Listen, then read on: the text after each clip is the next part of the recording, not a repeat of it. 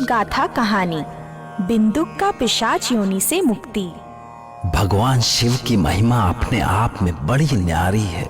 भूत भवन शंकर को प्रसन्न करना भी बहुत सरल होता है, इसीलिए तो उन्हें आशुतोष कहते हैं। आशुतोष यानी क्षण भर में प्रसन्न हो जाने वाला। उन्हें प्रसन्न करने के लिए तो एक लोटा जल ही बहुत है।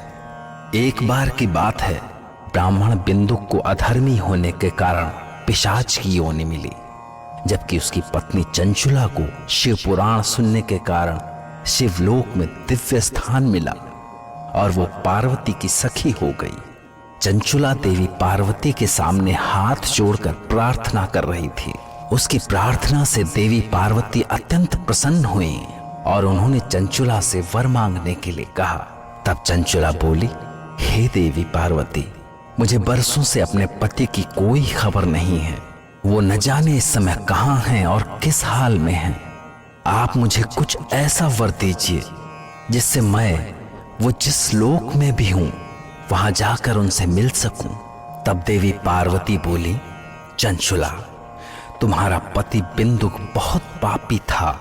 अपने पाप कर्मों के कारण ही वो इस समय विंध्याचल पर्वत पर पिशाच योनि में भटक रहा है। तब चंचुला ने कहा, देवी, आप मेरे पति का उद्धार कर दीजिए। जवाब में पार्वती ने उसे बताया कि यदि तुम्हारा पति शिव पुराण की कथा सुनेगा तो उसका अवश्य ही उद्धार होगा। तो चंचुला बोली, हे देवी, आप जैसे भी हो मेरे पति के शिव पुराण सुनने की व्यवस्था कीजिए। आप किसी भी तरह उनका कल्याण कीजिए। ऐसा सुनकर देवी पार्वती ने महादेव के गुणों का गान करने वाले गंधर्व राज तंबारू को बुलवाया और उन्हें विंध्याचल पर्वत पर जाकर पिशाच बने बिंदुक को शिव पुराण सुनाने का आदेश दिया। तंबारू के साथ चंचुला भी विंध्याचल पर्वत पर गई। वहां हर ओर अनेकों पिशाच भयानक उत्पात में लगे हुए थे। अपने पिशाच बने पति की दशा देखकर चंचुला बहुत दुखी हुई।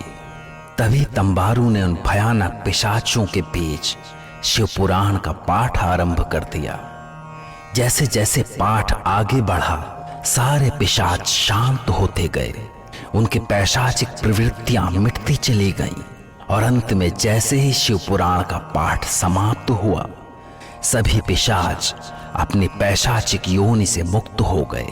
तब चंचुला ने पिशाच योनि से मुक्त हुए चंचुला के पति बिंदुक का शरीर दिव्य रूप में बदल गया और फिर वो अपनी पत्नी चंचुला के साथ दिव्य विमान पर सवार होकर शिवलोक पहुंचा। उसके बाद वो दोनों पति पत्नी शिव और पार्वती की सेवा में लग गए। इस तरह शिव कथा का सदा ही बड़ा महत्व होता है। सतयुग, त्रेता, द्वापर और इस कलयुग में भी जो भक्त सच्चे मन से शिव की कथा सुनता है उसका कल्याण अवश्य होता है।